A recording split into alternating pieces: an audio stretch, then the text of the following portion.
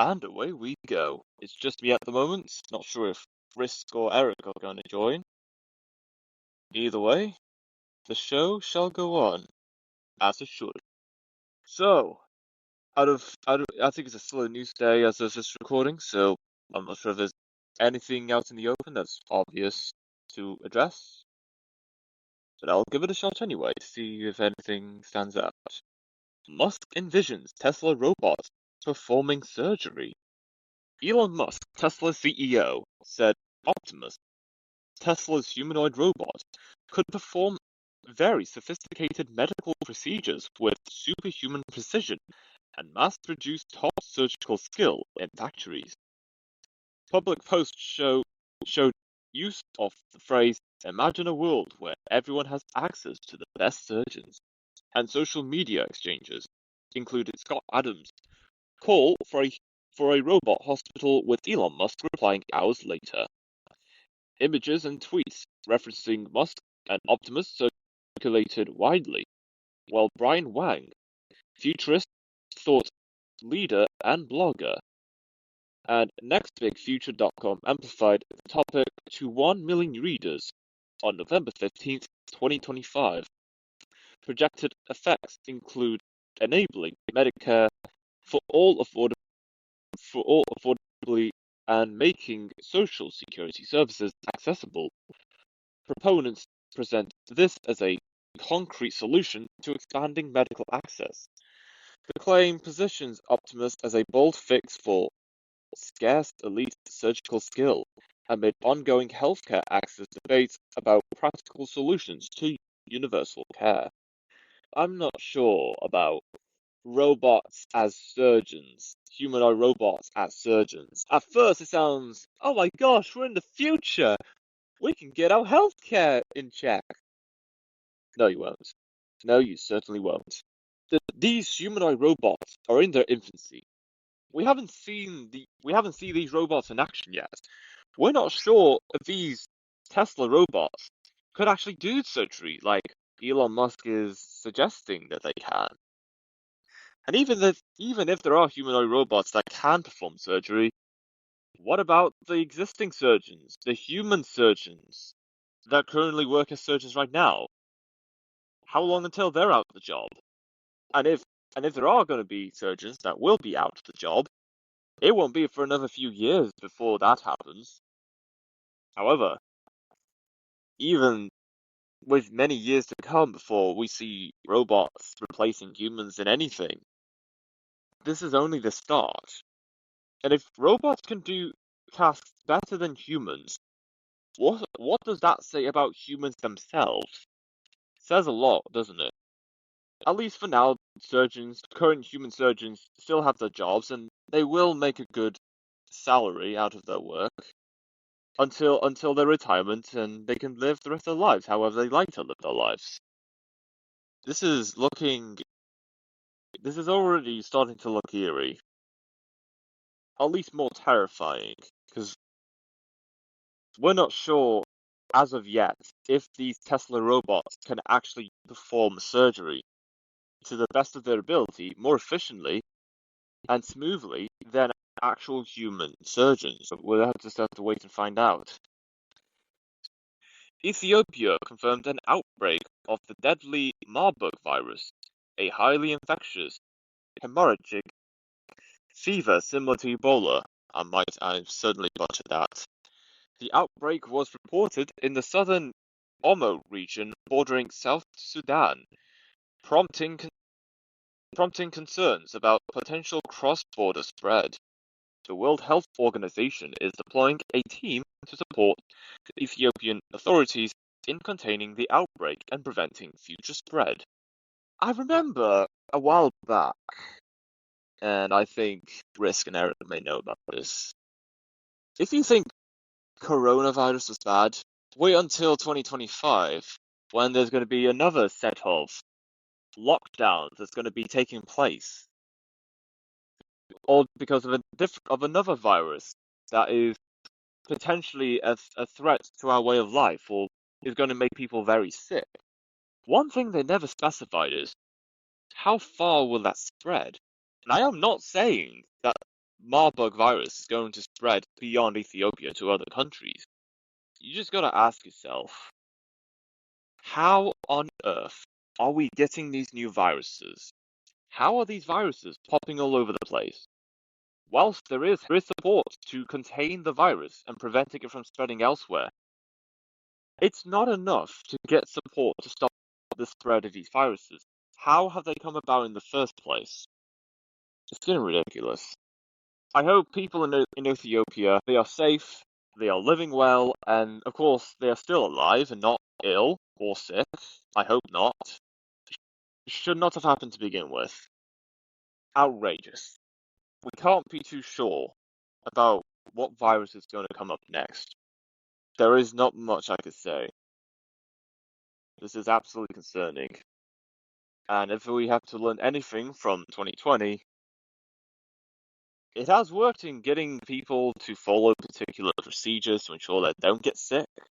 However, as the years go by, there is a steady rise of people becoming skeptical about whatever virus is spreading and how we should follow particular orders to make sure we're living well. Whilst it's important that we take advice from healthcare experts seriously, however, we should not just comply to what health experts say without having an understanding about what the effects of these viruses are, and if there is any medication or vaccines or any healthcare related remedy to ensure that we don't get sick from whatever illness that comes about in our lives, we should be allowed to ask these experts. We should have an understanding of what we are getting ourselves into when taking the medication, vaccine, or other prescription that is given to us, and will it affect our bodies in any way? Wherever you side, whether you're all for listening to health experts or you're very skeptical about what's in the vaccines or medication or prescriptions, it is very important that we have an understanding of what healthcare is provided to us and the effects it can have to us, not just to prevent ourselves from getting sick, but to also understand the potential side effects that may not be a big deal. However, it can be inconvenient to us in our lives. Very important. We ask these questions. Canadian man steals city bus, operates routes, checks fares. A man in Hamilton, Ontario stole a Hamilton Street Railway bus and drove it with passengers on board on Tuesday night. The suspect operated the bus normally, making stops and allowing passengers on and off, even refusing entry to a person with an expired bus pass.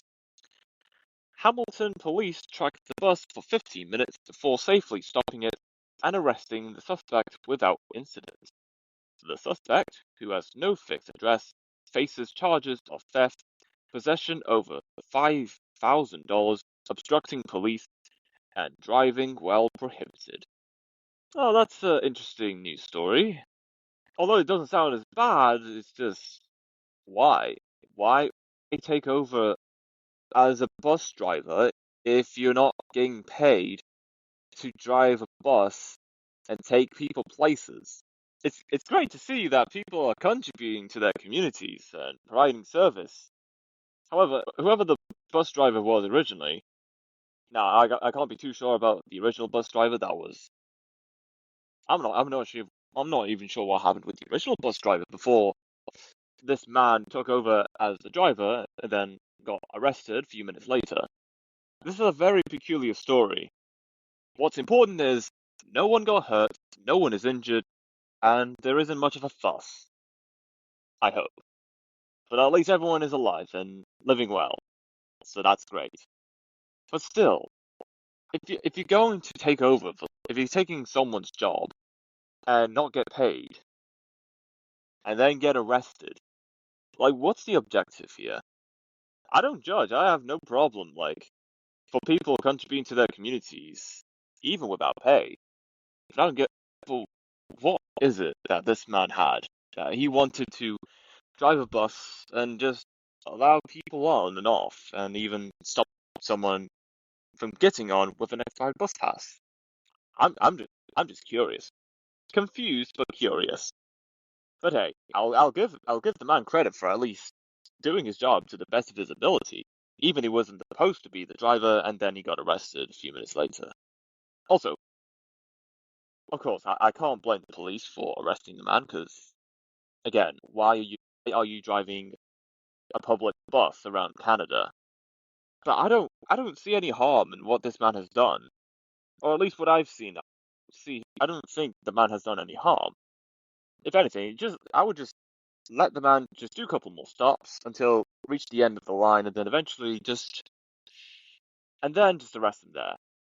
Because at least he did the job of the bus driver, even if he's not supposed to be there. So long as people are living well and life goes on without any issue, I have no problem. That's my take on it.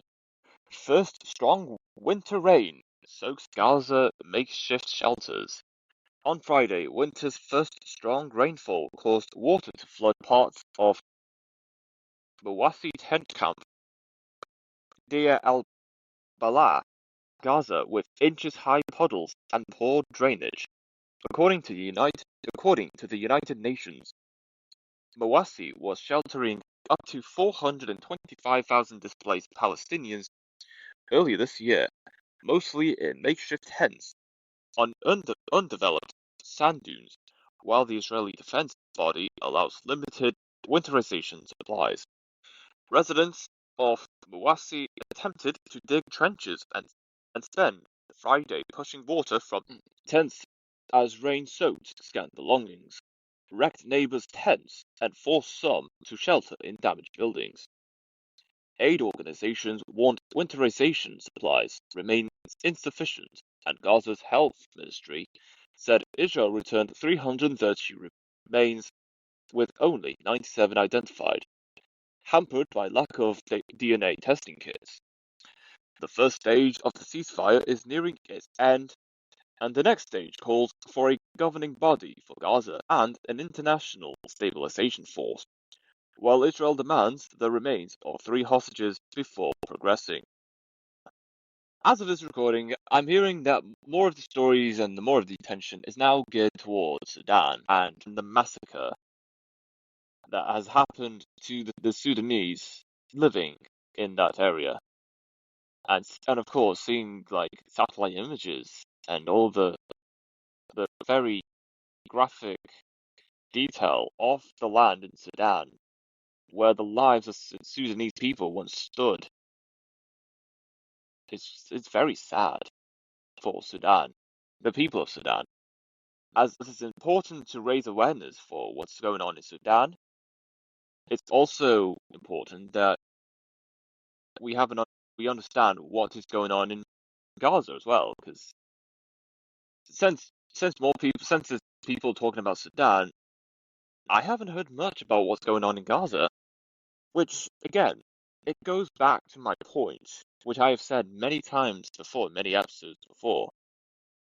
If you're going to raise awareness and advocate for the lives of people living in countries whose lives are severely at risk, do not just steer your focus on one country. Give equal attention to many countries where there is conflict going on, whether it be Sudan, Gaza, Ukraine, Nigeria, and possibly Ethiopia. It's just madness how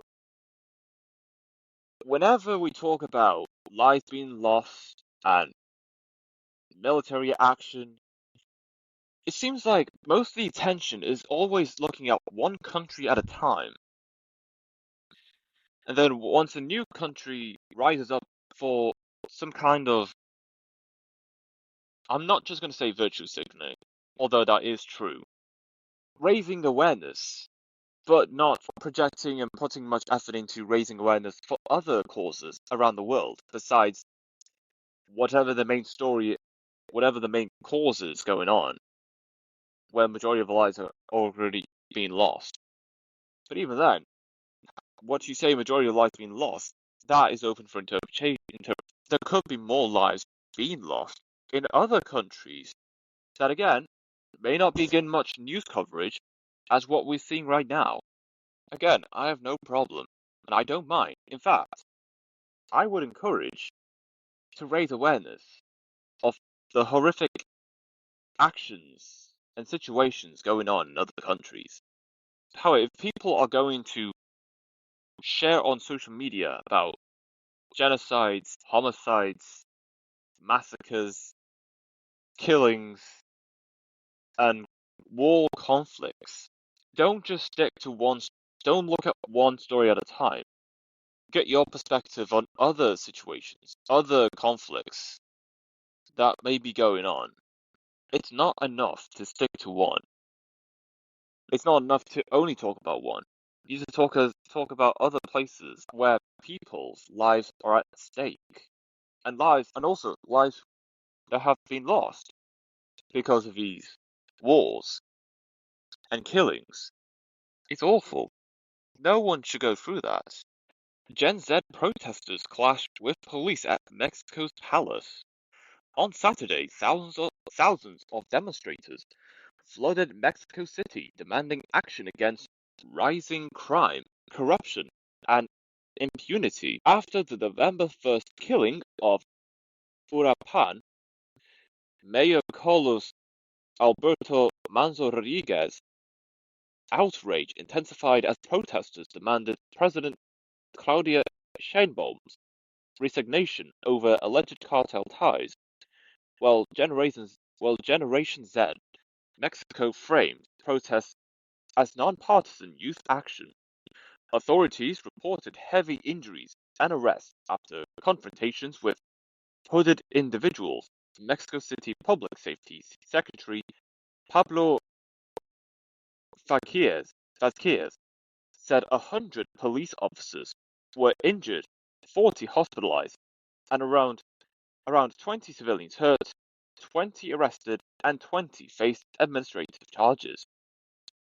The march drew cross-generational support from older citizens and oppression party backers, while President Claudia Sheinbaum accused right-wing groups and social media bots of infiltration, and several Gen Z influencers distanced themselves amid claims of politicization. Analysts say the protests mark a generational turning point as Gen Z activism this year pressures national politics despite President Claudia Sheinbaum's stable approval ratings. Firstly, it's great to see that young people, well, I'm not sure I can call Gen Z young anymore, and this is coming from someone who is Gen Z, just saying.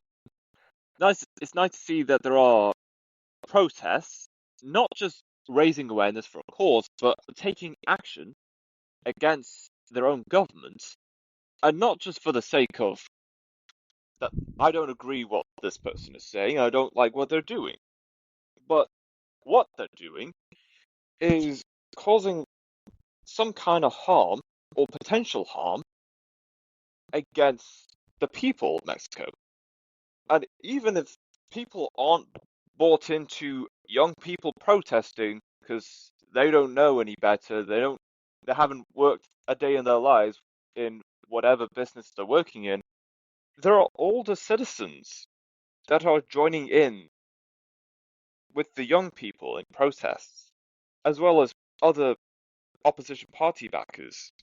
If that many people are protesting against Mexico's government, I think Claudia should just resign already. I may not be Mexican. I don't know much about what's going on in Mexico. However, what I'm reading about Gen Z protesting at Mexico's palace and having cross-generational support, I think it's over. I think the current Mexico government is done for. They're cooked. That is not an exaggeration. That is an understatement. At this point, if Claudia Sheinbaum resigns as president and another presidential election is triggered, at least she can end her political career with dignity, or whatever dignity she has left.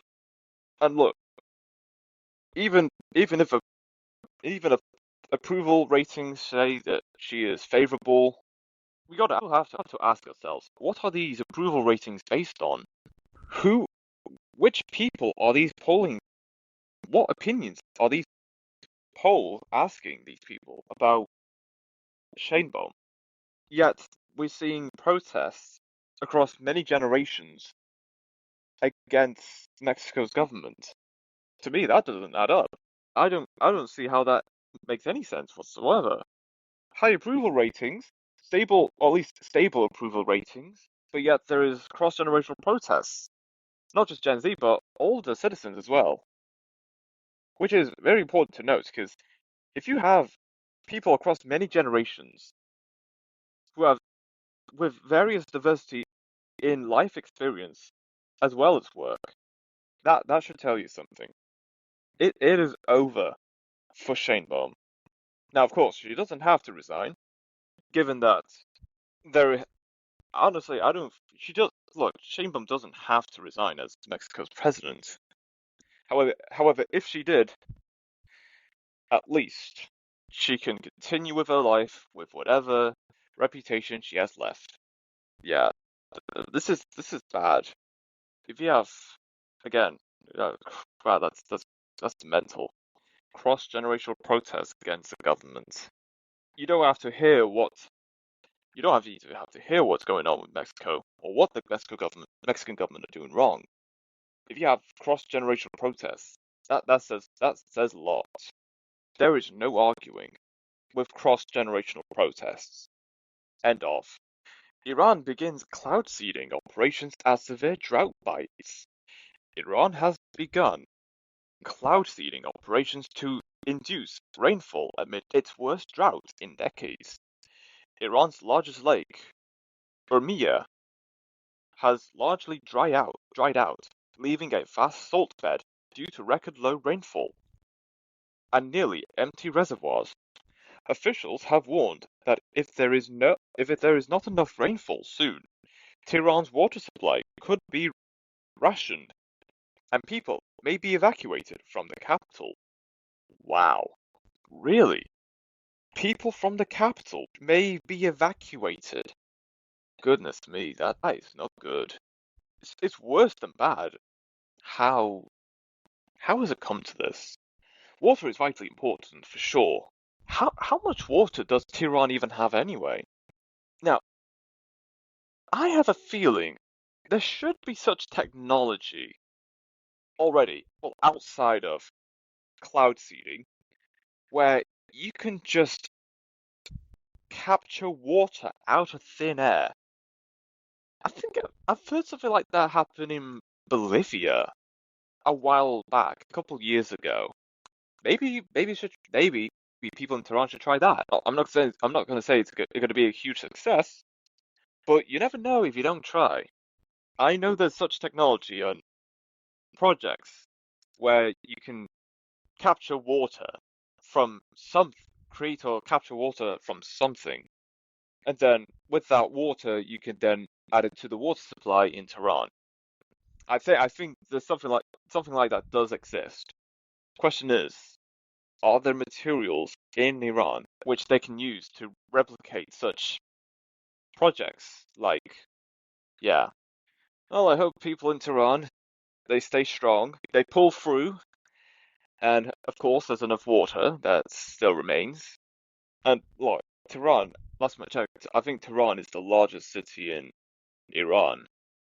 Because it's a capital, it just makes sense. That's always been the case.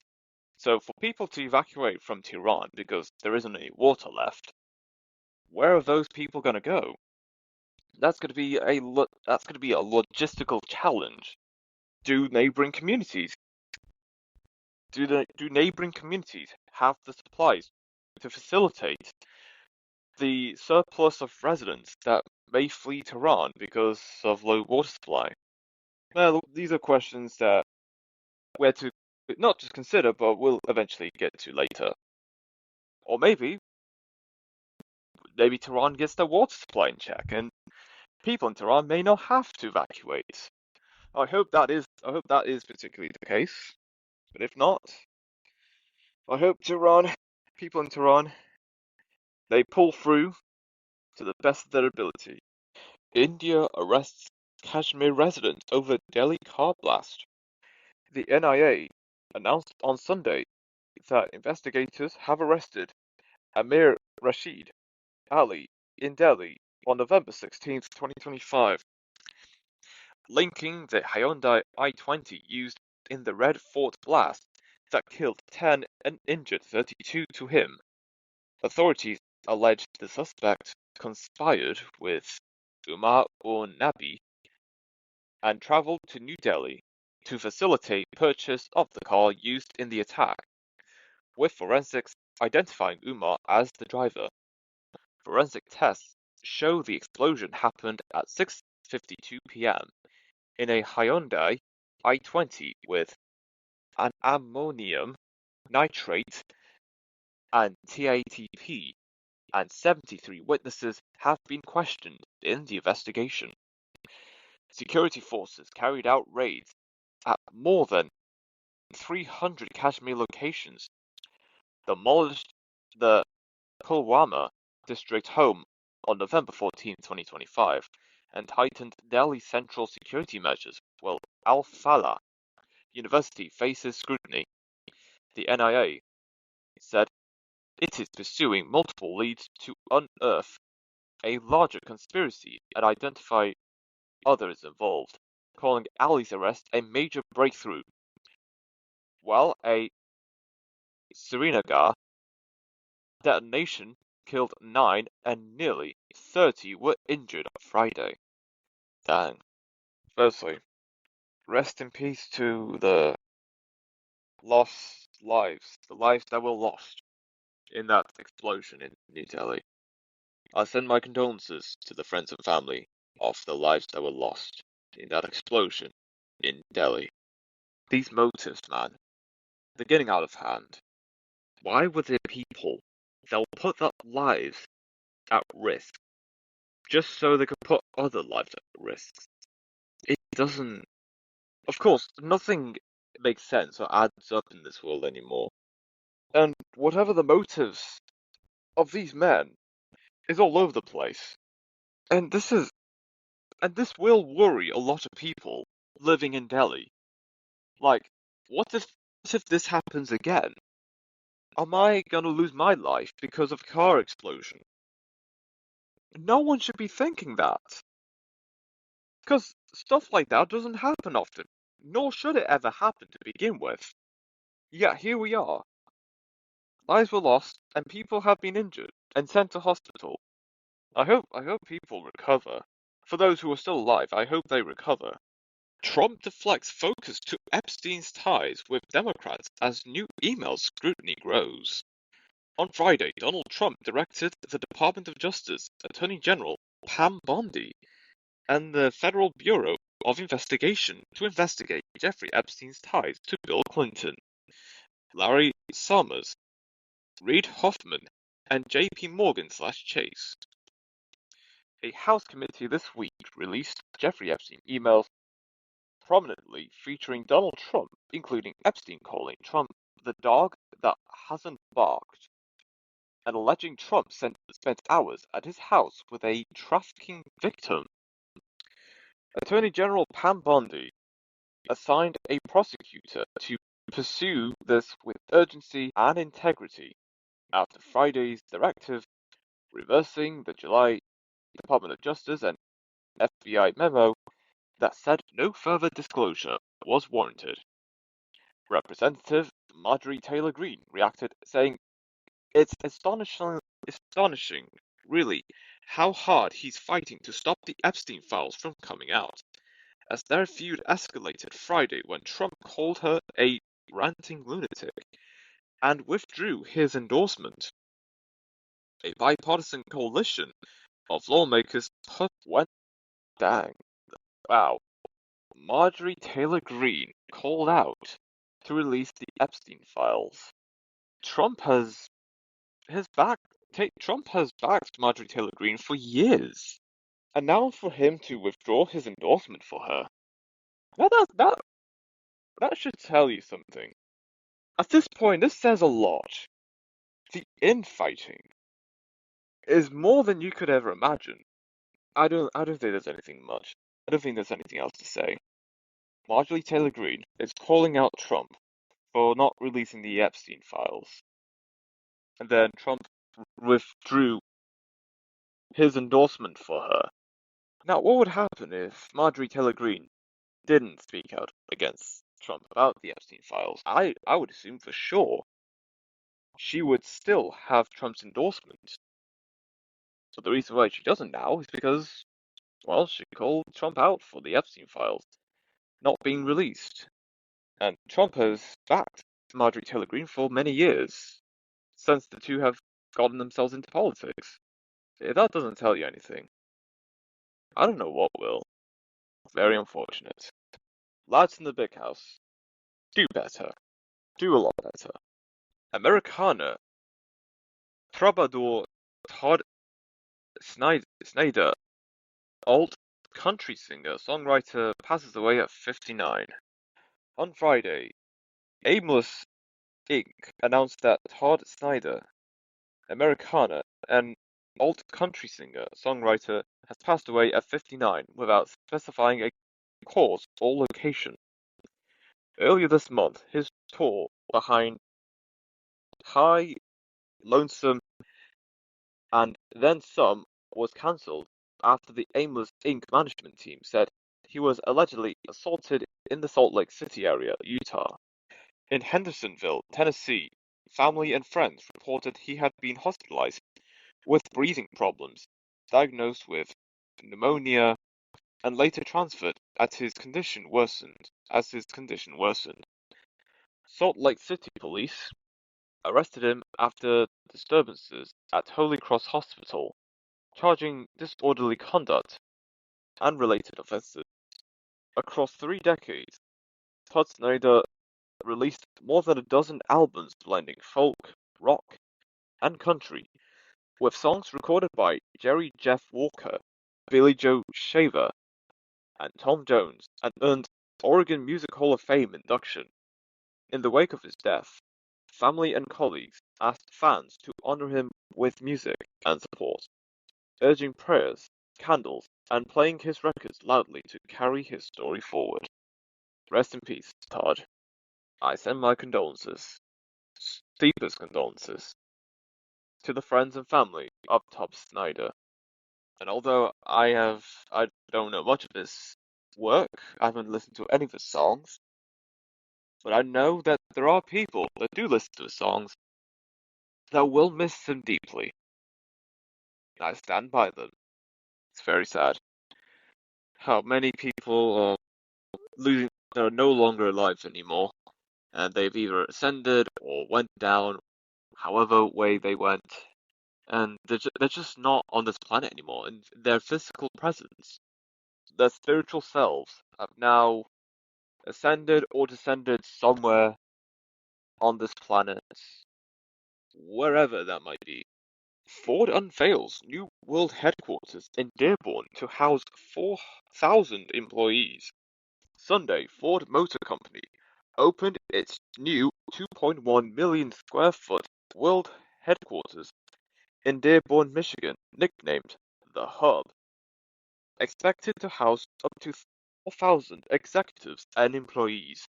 Ford executives say the headquarters was built to boost collaboration and end remote-era silos, supporting the Ford Plus plan under CEO Jim Farley as many salaried employees returned to offices earlier this year.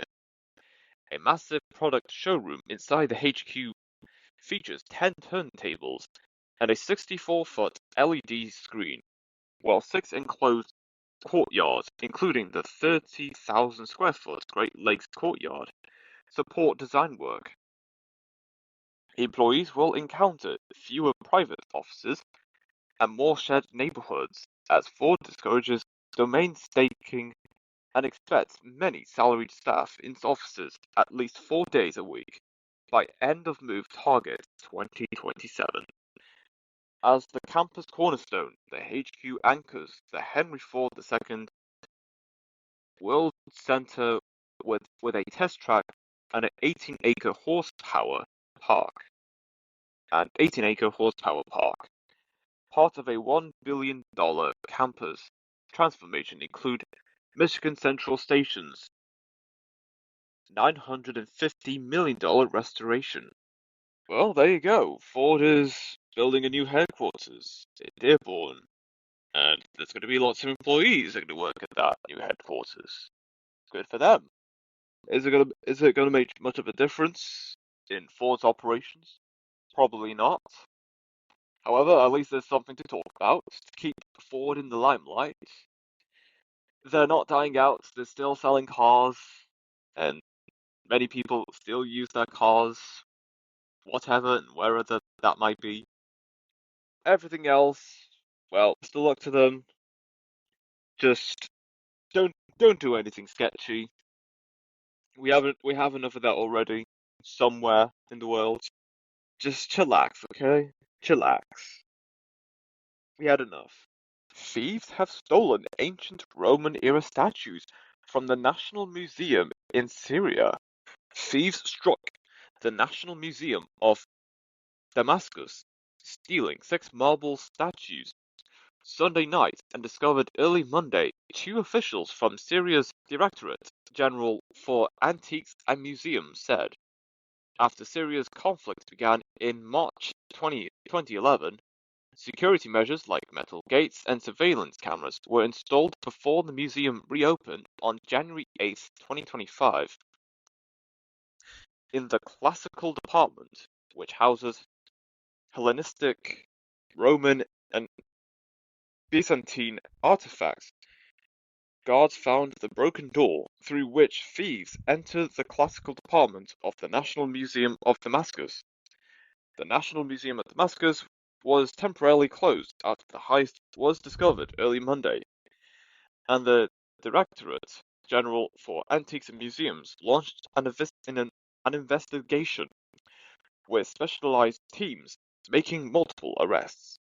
The heist occurred as Syria reels from a 14-year civil war. Authorities moved artifacts from Palmyra to Damascus. It follows a Paris theft, raising security concerns. Well, that's just great. Not. So, firstly, the Louvre has been robbed in Paris, and now Damascus has been robbed. What on earth is going on with these museum heists? Has security for these museums just fallen in their standards? Good grief. What's going on in these museums? How on earth is it so easy to just break into a museum and steal artifacts and keep it to yourselves?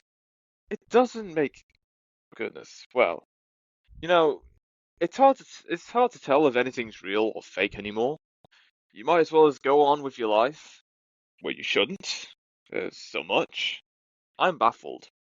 Surely, whoever is responsible for the heist, well, firstly, they're going to get arrested at some point eventually, and then secondly, they will pay the price for their actions, as they should. These heists, they are getting out of hand. Someone's got to do something about that museum security. Because what's the next museum that's going to get raided and heisted, and artifacts going to get stolen? Are there even going to be artifacts left to observe in these museums? It's like the museum sector is not looking very good at the moment. And if that story and what happened in Paris doesn't tell other museums to strengthen their security, then it's over. I think that's it. That's it for museum security. You have now given hope for thieves to break into your museum and steal whatever artifacts you're holding. It's just embarrassing at this point. Very embarrassing. AI teddy bear recalled after giving kids sexual advice. Dear. Folo Toy announced a temporary suspension of Kuma sales, and an internal safety audit covering safety, filtering, data protection, and child safeguards while working with outside experts. PIRG's test of 3 toys found guardrails can erode during extended chats with longer conversations between 10 minutes and an hour, causing failure and Kuma running on OpenAI's ChatGPT 4.0. PIRG researchers recorded Kuma follow Toy's AI teddy bear, giving step-by-step match lighting instructions and explicit sexual kink content during prolonged conversations. Mako 3 also revealed where to find knives, pills, and plastic bags. Privacy concerns deepen as Rory Ehrlich, PIRG researcher, warned toys often listen and store biometric data for 3 years while lacking parental controls and usage limits. He urged parents and guardians to test products and set boundaries. Smart AI toys are valued at $34.87 billion and projected to reach $270 billion by 2035, with Mattel's collaboration with OpenAI intensifying safety concerns amid AI psychosis linked to 9 deaths. I don't think we hate AI enough. And the reason why people are not going to hate AI is because the capabilities that AI can do has been mostly beneficial to people's livelihoods and work life as well. Yet there is a concern with AI, given the intention of its use by the person using the said AI. This is no different. We are not mad at this story enough. It's out. Words is not enough to express the outrage of this situation. How on earth are children being given sex advice? They should not be getting such advice at that age. And to slip it into teddy bears running on AI, that's even worse. Because the children that are given these teddy bears, they think it's harmless. They don't know much. They don't know what they're getting themselves into. And then the teddy bear says, "Do this, do that, and also do that." Oh, they're gonna hate it. Haha. Outrageous. I've watched a TikTok. I watched a video on TikTok talking about why Chinese products doesn't enter the US market. And in that TikTok video, it comes down to the fact that the quality of the products are not as good as what the Chinese make them out to be. In that same TikTok video, it goes on to say that if products from a company in the US or other countries around the world appear to, or at least products being faulty or having an error in the United States, if anything goes wrong with that product in the US, the companies where the product's been sold, well, they're going to have to they're going to be taken to court. There'll be legal action against that company because the people using these products in the United States, they are fully entitled to.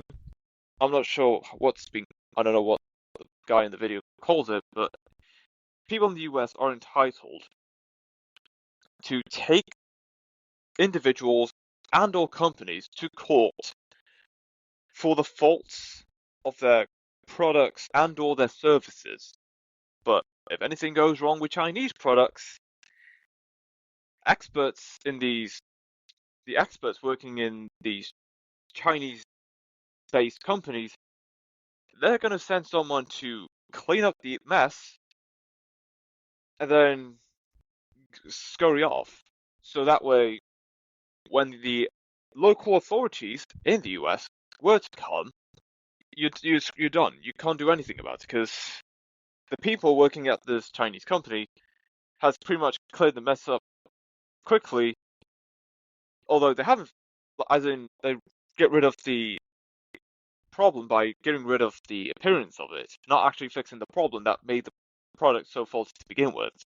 And knowing that, there is very little trust from US free market to allow Chinese products to be sold in the US.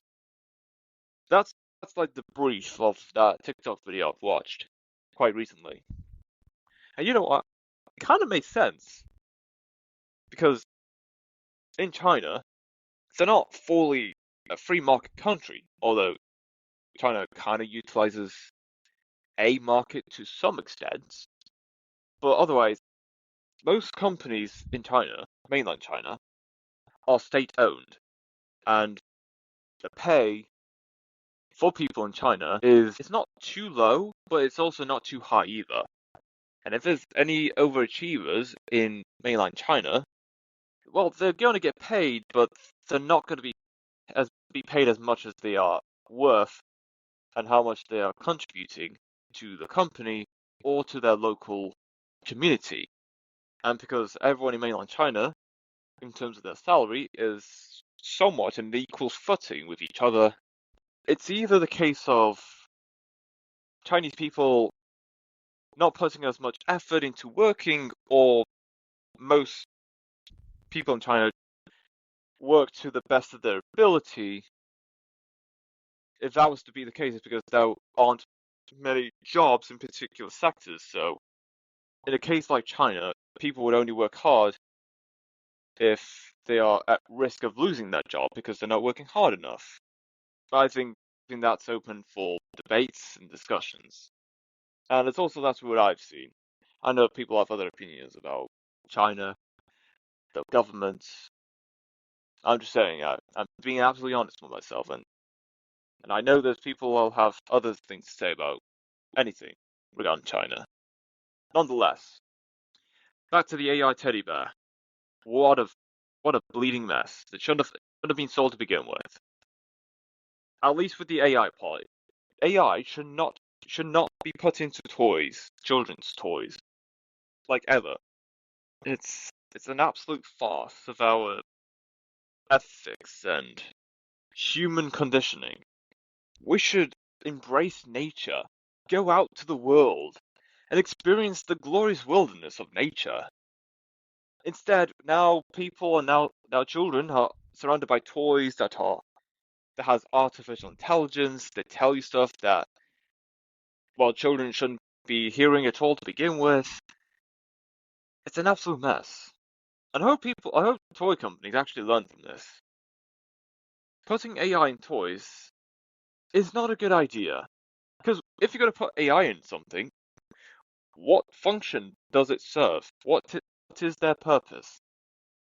Because if it's not beneficial to the children playing that toy, then don't put the AI in it whatsoever at all. There's no need to put AI in everything just because it has the ability to do anything that could be completing tasks better than humans, or it can actually do something that most humans could ever imagine. You need to think about what the world is like before we had AI of any kind, not just chatbots, but just any kind of electrical technology in our lifetime. And same with cars and televisions. What was our world like before we have whatever technologies and appliances that we have today? And ask yourself, is it better to live this way, the or is the things that we have now just as good, if not better, than living the life before these things? I would say that going back to a time before we have the technology and appliances we have today, people would be better off in such timeline because at least people are learning skills that helps them in their lives in the event that such technologies we have today don't work. Because at some point, the technology and appliances we have today, they're gonna break, and if you don't have the money to get said new technology and appliance, what are you gonna do? You gotta think ahead, because you never know what's gonna happen, especially in this time, at this day and age. Anything can go wrong or possibly go right, however you look at it. And that is the episode.